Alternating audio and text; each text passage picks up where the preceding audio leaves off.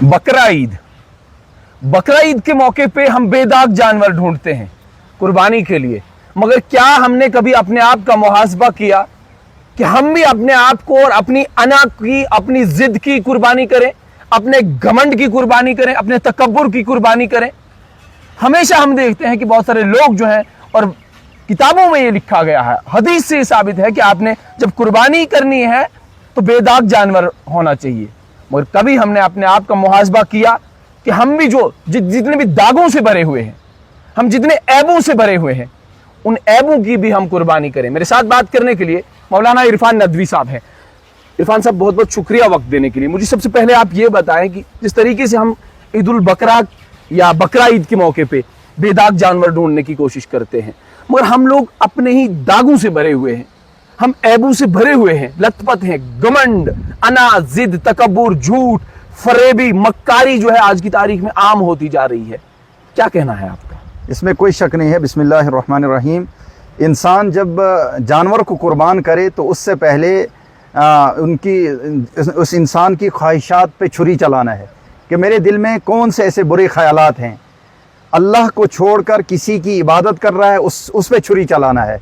अपने दिल में जो नफ़रत है, बुग़्ज़ है, हसद है, अपने भाई के मुतालिक, अड़ोस पड़ोस के मुतालिक, या मुआशरे में जिससे आपका साबका है, आपका रहन सहन, आपका उठना बैठना, आपकी चाल चलन खराब है, आपसे दूसरे लोग परेशान हो रहे हैं, आपका पड़ोसी आपसे मुतमईन नहीं है, तो फिर कोई फ़ायदा नहीं है कुर्बानी करने का। जानवर के गर्दन में छुरी चलाने से पहले इन तमाम चीज़ों पे छुरी चलाना है और अपने दिल को साफ करना है कि मैं जो काम कर रहा हूँ और अल्लाह की रज़ा जोई के लिए, रिश्वत से, सूद से, फ्रॉड से, धोखाबाजी से और ऐसी ही तमाम बुराइयों से सबसे पहले उन चीज़ों पे छुरी चलाना है, उनको कुर्बान करना है।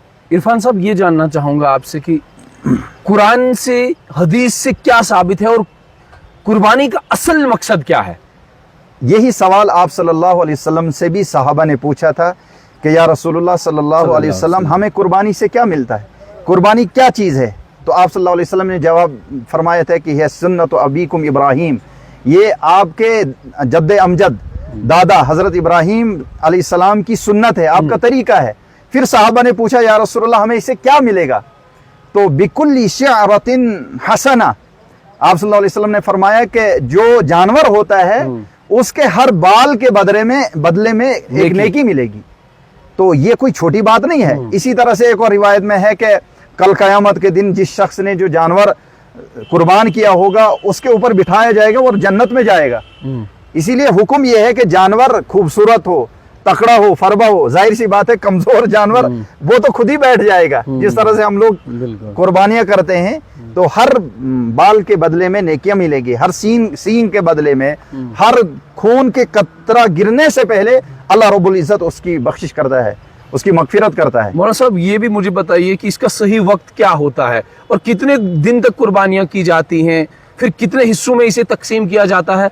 सबसे पहले आप मुझे ये बताएं कि इसका सही वक्त क्या है। क्या फजर की नमाज के बाद या ईद उल अज़हा की जो नमाज हम पढ़ते हैं उस नमाज के बाद इसे कुर्बान किया जाता है?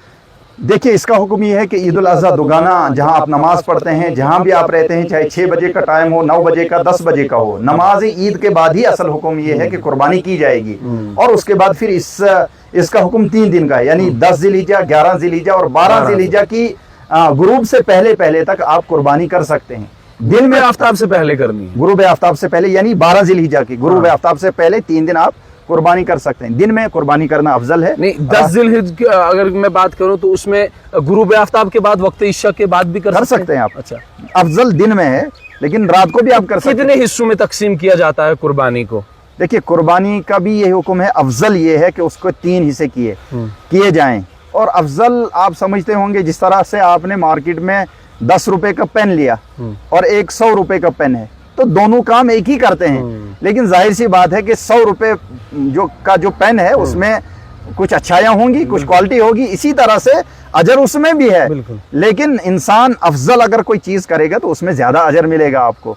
तो 3 हिस्सों में कैसे तकसीम किया जाता है? बहुत सारे लोग ये कहते हैं और बहुत सारे लोगों का ये मानना है कि एक हिस्सा खुद को रखा जाता है, एक हिस्सा आपके हमसाये को दे दिया जाता है और एक हिस्सा जो है आपके रिश्तेदारों को दिया जाता है। तो ये किस हद तक सही है? क्या ये तरीका सही है या गलत है?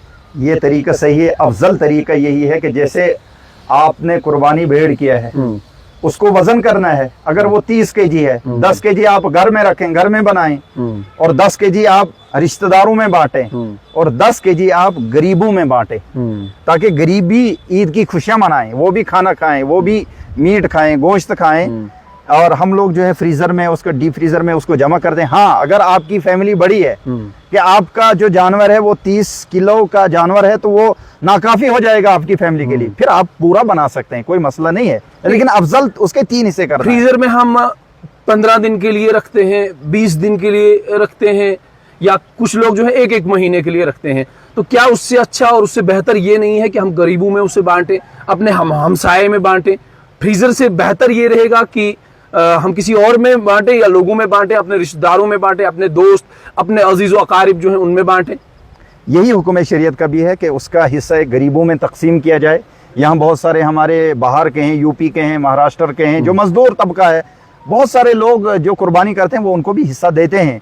तो बजाय, हाँ, अगर आपके पास इतने जानवर हैं, आपने 5-6 जानवर किए हैं, तो फिर आप रख सकते हैं, कोई मसला नहीं है, लेकिन पहला हक जो है वो उसको देना है। अच्छा, चलिए, बहुत बहुत शुक्रिया वक्त देने के लिए। मेरे साथ मौलाना इरफान नदवी साहब थे, जिन्होंने साफ तौर पे कुर्बानी के जो मसाइल है वो आप तमाम लोगों के सामने रखे।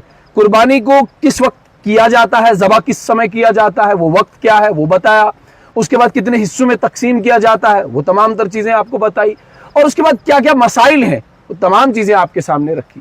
और इससे पहले कि हम कुर्बानी के लिए एक बेदाग जानवर ढूंढें जिसमें ऐब ना हो, वो ऐब, वो अना, वो जिद, वो तकब्बुर, वो घमंड, वो तमाम तर चीज़ें हम अपने आप में भी देखें, अपने आप का मुहासबा करें, और उन तमाम चीज़ों की हम भी कुर्बानी करें।